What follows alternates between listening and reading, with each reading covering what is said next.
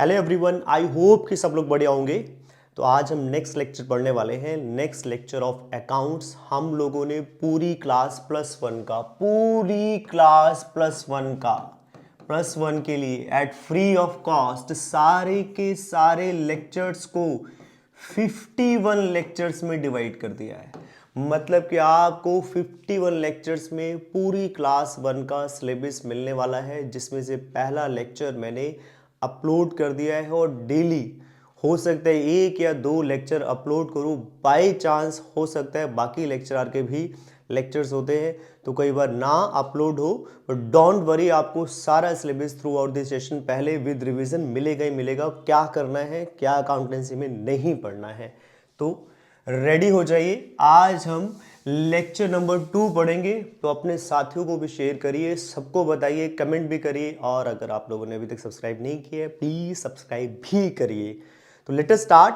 आज के लेक्चर में हम क्या पढ़ने वाले हैं? आज के लेक्चर में हम अकाउंटिंग टर्म्स का पार्ट 2, जिसमें हम पढ़ेंगे कि भाई और कौन कौन से अकाउंटिंग टर्म्स होती हैं। तो पिछले लेक्चर में जाना, लिंक मैंने दे दिया है पिछले लेक्चर का। हर लेक्चर में प्रीवियस लेक्चर का लिंक मैं देता रहूंगा, ताकि किसी ने प्रीवियस को जानना हो तो वो देख ले।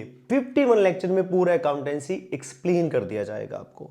सो नाउ आज हम करेंगे what mean by purchases. Purchases क्या होती हैं भाई?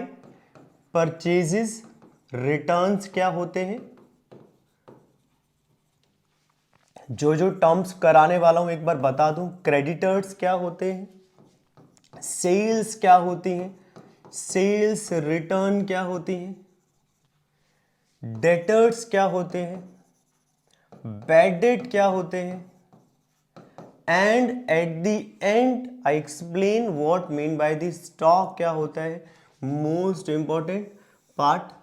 तो ये सब हम लोग आज के लेक्चर में डिस्कस करने वाले हैं। तो आई थिंक आप रेडी हैं, let us start. First term with the purchases. Purchase mean what? एक बात हमेशा आपको याद रखनी है, जब भी मैं कोई बात कहूं आपको, कैसी भी कोई बात कह रहा हूं, तो आपने एक बात याद रखनी है कि मैं हमेशा जो पॉइंट ऑफ व्यू होगा, पॉइंट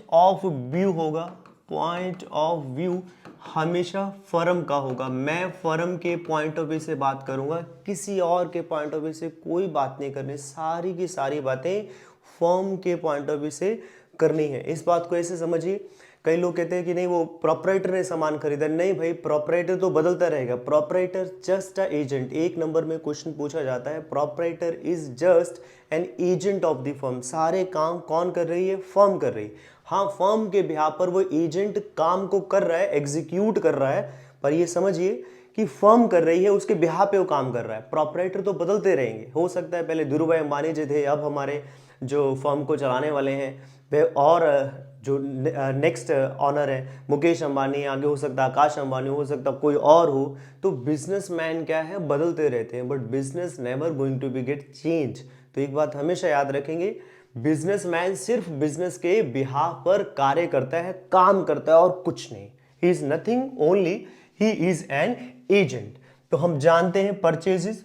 तो परचेज कौन करेगा? हाँ जी, फर्म करेगी। तो क्यों करेगी? जानते हैं, डेफिनेशन दे। डेफिनेशन क्या होगी? व्हेन गुड्स आर परचेज्ड या बॉट बाय दी फर्म। क्यों करती है भाई ऐसा? क्यों करती है? फॉर रीसेल के लिए। जब तक माल खरीदेगी नहीं, मैंने बोला माल खरीदेगी नहीं, हिंदी भाषा में माल ही कहा जाता है। ये आप वाले माल नहीं है बेटे, ये वो वाला माल है जो सामान को बोलते हैं। फॉर रीसेल पर्पज हमने रीसेल वर्ड का प्रयोग किया, क्योंकि किसी ने हमें बेचा रेडीमेड माल और हमने आगे उसको बेचना है। तो ये कैसे खरीद सकते हैं? It may be on cash. तो ये कैश परचेजेस हो गया। और it may be on credit, ये नगद भी खरीद सकते हैं। It may be on credit. अगर नगद खरीदा तो कैश परचेज, उधार खरीदा तो बोलेंगे क्रेडिट परचेजेस। ओके, थोड़ा सा और, तो क्या मतलब क्या बन गया? Therefore cash purchases plus credit purchases equal to total purchases. तो कभी भी आपको गुड्स बॉट के बारे में कुछ भी दिया होगा, ऑलवेज मस्ट रिमेंबर, आपको कौन सा वर्ड याद रखना है कि भैया हम इसे परचेजेस बोलते हैं। हम इसे क्या बोलते हैं? हम इसे परचेजेस टर्म। कोई बॉट नहीं कहेगा, कोई बाय नहीं कहेगा, कोई रिसीव नहीं कहेगा।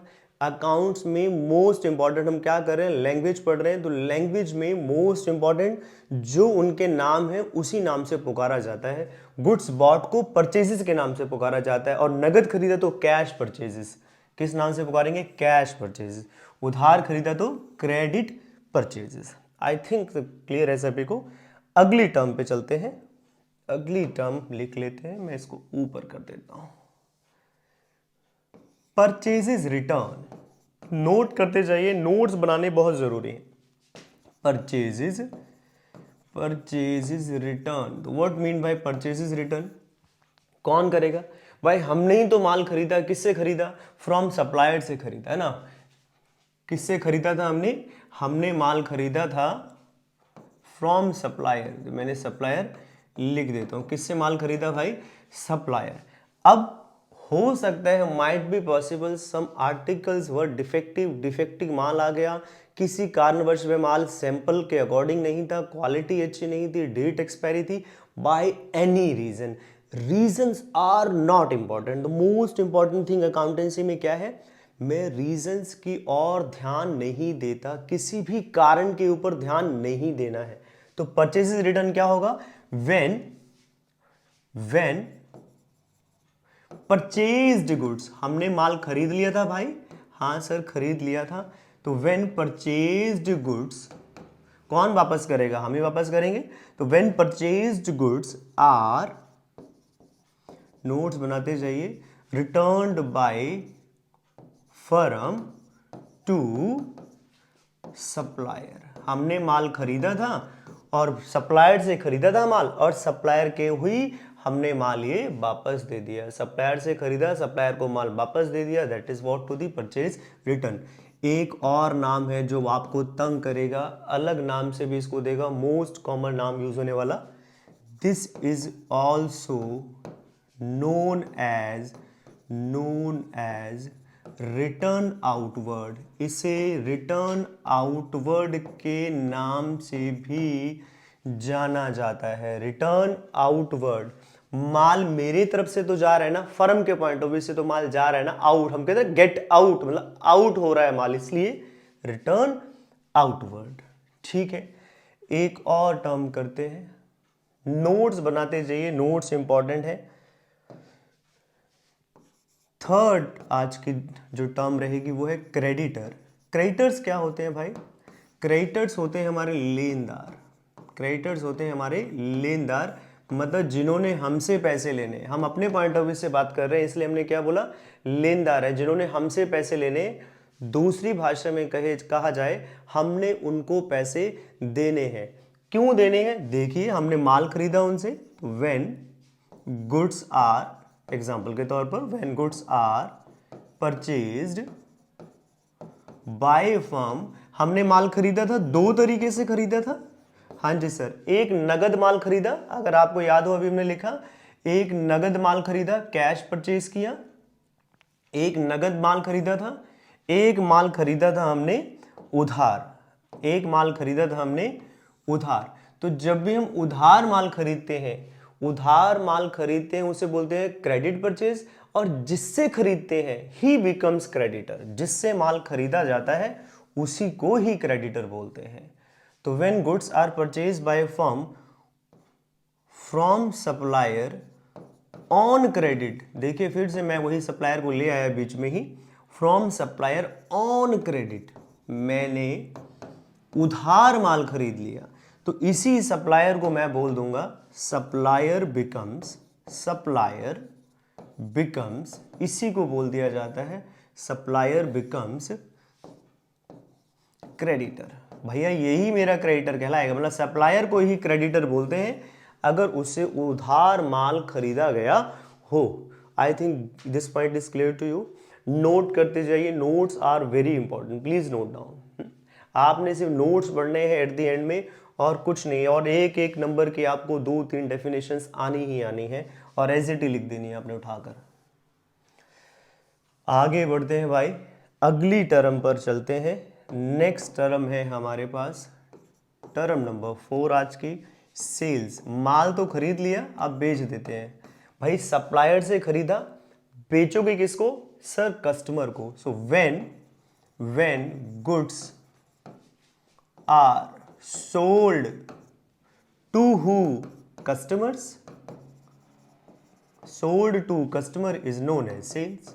भाई माल उसको बेच दिया तो इसी टर्म को हम सेल्स के नाम से जानते हैं। तो सेल्स भी दो प्रकार की हो गई। कैसे सर? अगर ऑन कैश बेचा तो उसको बोल दिया कैश सेल्स। अगर मैंने नगद माल बेचा तो कैश सेल्स कह दिया। अगर यही माल उधार बेचा, ऑन क्रेडिट बेचा, तो क्या कहलाया सर? Credit sale. उधार बेचा तो क्रेडिट सेल और नगद बेचा तो कैश सेल्स। दोनों को जोड़ दिया, इट बिकम व्हाट? दोनों को जोड़ दिया, it become what sir? Total sale. दोनों को जोड़ दिया जाए तो क्या कहलाएगा? नगद सेल और उधार सेल दोनों को जोड़ दें तो क्या कहलाएगा? Total sale. ठीक है सर, यहीं से एक टर्म और बना लेते हैं भाई, सीधा सीधा जल्दी जल्दी हो जाएगा, समझ भी आ जाएगा। पांचवी टर्म डेटर। सर ये डेटर्स क्या होंगे? समझ आ गया होगा सभी को, ये हमारे हो गए देनदार। कौन हो गए भाई? ये हमारे हो गए देनदार। देनदार क्यों कहा मैंने इन्हें? इन्होंने पैसे देने हैं, मैंने उनको माल उधार बेचा, मैंने उनको माल उधार बेचा। अगर मैंने इनको माल उधार बेचा है तो ये कौन बन गए मेरे भाई? ये मेरे देनदार बन गए। कौन बन गए? मेरे देनदार। तो कहने का मतलब सभी कस्टमर जिनको उधार में माल बेचा जाता है, सामान बेचा जाता है, वही मेरे देनदार कहलाते हैं। तो देनदार कब होंगे? When goods are sold to customers on credit. अगर इन्हीं को उधार माल बेच दिया जाए on credit, is known as credit, sorry known as debtor. इसी को हम क्या कह देते हैं भाई? इन्हीं को हम डेटर के नाम से जानते हैं। तो मेरे कस्टमर जिनको उधार माल बेचा गया यही मेरे डेटर होते हैं। इसी से एक और टर्म बना लेता हूं भाई, ये कॉमनली एक और इस्तेमाल होने वाली टर्म है, ब्यूटीफुल टर्म। क्या है देखिए, व्हेन एक बैड डेट, एक टर्म आ गई बैड डेट। देखो नाम से कुछ पता लग रहा है, बैड माने बुरा और डेट माने उधार। मतलब मैंने बुरा उधार दिया। किसको बुरा उधार दिया? किसको बोलेंगे भाई बुरा उधार हो गया, पैसे देके फंस गए? भाई मैंने उसको माल तो बेचा था, मैंने सामान बेच दिया, पर उससे पैसे की रिकवरी नहीं आई, पैसा देने को ही तैयार नहीं है। जब भी फोन करो, हेलो ओ सर जी ਤੁਹਾਡੇ पैसे सी, ਤੁਸੀਂ पैसे नहीं ਦਿੱਤੇ ਮੈਨੂੰ। हाँ हाँ दे रहे हैं, कोई नहीं मैं कल आंदा है ਤੁਹਾਡੀ दुकान च। फिर मैंने 10 दिन बाद फोन किया, हेलो सर वो पैसे दे, भागे जा रहे हैं, पैसे कहीं लेके भागे जा रहे हैं, दे देंगे। फिर मैंने 15 दिन के बाद फोन किया, जो करना है कर ले, मैंने नहीं देने पैसे। अंडरस्टूड? तो कहने का मतलब जो पैसा मैं रिकवर नहीं कर पाया कस्टमर से, तो उसी को बोलते हैं bad debt. When amount could not recovered from debtor, जिसको दूसरी भाषा में बोल देते हैं हमने उसको दिवालिया नंगा डिक्लेयर कर दिया, मतलब उसके पैसे हैं ही नहीं देने के लिए, इंसॉल्वेंट डिक्लेयर कर दिया। From debtors is known as bad debt. Simple सी डेफिनेशन। अगर कस्टमर से पैसे रिकवर नहीं हो पाए तो हम उसे बोल देंगे बैड डेट। उधार बेचा तो क्या बोल देंगे? Debtor. Got my point? Understood? ठीक है भाई, ठीक है, आगे बढ़ते हैं। तो कहने का मतलब जब कस्टमर को क्या डिक्लेयर कर दिया जाए? इंसॉल्वेंट, नंगा डिक्लेयर कर दिया जाए। तो कस्टमर को हम कह देते हैं भाई ये नंगा है, इसके पास पैसे नहीं है देने के लिए। नंगा कहने का लिए नहीं है उसे कपड़े उतार दिए हैं, नंगा कहने का भावार्थ ये है कि भाई अब उसके पास पैसे नहीं है, दिवालिया निकल गया उसका। सब गंदी गंदी सोच वाले बच्चे हैं। Customers declared insolvent, when customer declared, सोच तो ठीक रखिए मेरे दोस्तों, सब एक्सरे मशीन लेके चलते हैं आंखों में कि भैया जैसे ही बोला नंगा, सब ने अपनी आंखों में एक्सरे मशीन फिट कर लिया। हाँ सही, नंगा तो है। ठीक है, अगला टर्म है मेरे पास सेल्स रिटर्न। अभी अब समझ आ गया होगा सभी को सेल्स रिटर्न क्या होगा, अभी सेल्स से रिलेटेड ही है। हाँ जी, कस्टमर को बेचा तो when goods sold to customer, customer को माल मैंने बेच दिया। अब कस्टमर कहता है भाई तेरा माल अच्छा नहीं है, by any reason, reasons are not important in the accounting. सबसे एक इंपॉर्टेंट बात ये है, हम रीजंस को रिकॉर्ड नहीं करते, कितने का माल बेचा या कितने का माल आया, दिस इज इंपॉर्टेंट। तो when sold goods are returned by, बिका हुआ माल are returned by who, returned by firm to, sorry customer to, कस्टमर ने माल वापस किया, return by customer to firm, मतलब कि हमें वापस कर दिया उसने, हमारा माल वापस दे दिया। इसी को बोलेंगे सेल्स रिटर्न। या फिर this is also known as, भाई माल आ रहा है या जा रहा है, सब कह रहे हैं माल आ रहा है, तो रिटर्न इनवर्ड, माल हमारे पास वापस आ गया कस्टमर से, इसीलिए इसका एक और नाम बन गया रिटर्न इनवर्ड। ये जो आपको ऑल्टरनेटिव नाम बता रहा हूँ, ये कॉमनली जब हम 14-14 नंबर के, 10-10 नंबर के, 12-12 नंबर के क्वेश्चन बड़े बड़े करते हैं और आगे आने वाली क्लासेस में करते हैं, तो कॉमनली यूज होने वाले नेम है। आपको याद रखना है कि सेल्स रिटर्न को ही रिटर्न इनवर्ड कहा जाता है, परचेज रिटर्न को ही रिटर्न आउटवर्ड कहा जाता है। ठीक है, आई थिंक यहाँ तक क्लियर है। एक लास्ट टर्म आज की और डिस्कस करते हैं, नोट्स बना लीजिए और प्लीज बताते रहिए कि आपको कैसे समझ आ रहा है। कमेंट जरूर करिए, आपके कमेंट लाइक करिए या डिसलाइक करिए, पर करिए जरूर। जब लाइक या डिसलाइक करते हैं तो पता लगता है भाई आपको क्या समझ आया, मैंने कैसा पढ़ाया। डिसलाइक ठीक है, नहीं समझ आया डिसलाइक करिए यार, कोई बात नहीं, और कमेंट करके बताइए कि कैसा लगा, क्या हम इंप्रूवमेंट कर सकते हैं। ठीक है, प्लीज़ और शेयर भी करिए, सब्सक्राइब भी करिए अगर सब्सक्राइब नहीं किया है चैनल हमारा तो। ठीक है, आप लोग जब कमेंट करते हैं तो हमें एक एनर्जी मिलती है, हाँ भाई सब कुछ अच्छा जा रहा है, लाइक कर रहे हैं तो अच्छा जा रहा है सब कुछ, और हमें मेहनत करने की ज़रूरत है। तो आगे की टर्म है स्टॉक। स्टॉक, स्टॉक किसे बोलते हैं भाई, सामान को ही बोलते हैं, गुड्स को ही कहा जाता है। तो सर जब गुड्स है तो ये स्टॉक कैसे बन गया? हाँ, जब सारा का सारा सामान जब खरीदते हैं और बेचते हैं तो हम बोलते हैं गुड्स। कौन सी टर्म इस्तेमाल की जाती है? माल खरीद रहे हैं तो गुड्स, माल वापस कर रहे हैं तो गुड्स, माल बेच रहे हैं तो गुड्स, माल वापस आ रहा है तो गुड्स। कहने का मतलब जब आदान प्रदान चल रहा है सामान का, माल एक्सचेंज हो रहा है एक जगह से दूसरी जगह पर, तो उसको गुड्स कहा जाता है। और ये जब इकट्ठा माल दुकान में सजा हुआ नजर आ रहा है तो स्टॉक कहा जाता है। तो when all goods lying, lying मतलब पड़ी हैं, तेरे प्यार में जैसे बंदा पड़ा है वैसे ही ये गुड्स पड़ी हैं। All goods lying with the business, जो भी माल बिजनेस के पास पड़ा है, किस लिए पड़ा है भाई? फॉर रीसेल के लिए पड़ा है, फॉर रीसेल के लिए, फॉर सेल पर्पज लिख दो चाहे, फॉर सेल पर्पज। जो भी माल मेरे पास पड़ा है बेचने के लिए, उसी को स्टॉक कहा जाता है, उसी को स्टॉक कहते हैं। कई बार आप दुकान में जाते होंगे तो दुकानदार कहता होगा मैडम ये वाला सामान स्टॉक में नहीं है, सर जी ये वाला सामान स्टॉक में नहीं है, मतलब मेरी दुकान में नहीं है, ये माल पड़ा नहीं है। तो स्टॉक फर्दर दो पार्ट में डिवाइड कर लेते हैं। एक स्टॉक हो गया क्लोजिंग स्टॉक, दूसरा स्टॉक निकल कर आ गया ओपनिंग स्टॉक। तो क्लोजिंग स्टॉक किसे कहा जाता है जान लेते हैं। क्लोजिंग स्टॉक, सबने अकाउंटिंग पीरियड पढ़ा था, तो when goods remains unsold at the end of the year, at the end of the accounting period, हमारा अकाउंटिंग पीरियड के एंड में जितना भी माल पड़ा है जो बिक नहीं सका, we could not sold out into the market, जो माल में मार्केट में बेच नहीं पाया। मान लो we have been started our year 2020, 1 जनवरी को ईयर स्टार्ट हुआ, तो ऑब्वियसली एंड कब होगा? 31 दिसंबर 2020 को एंड होगा।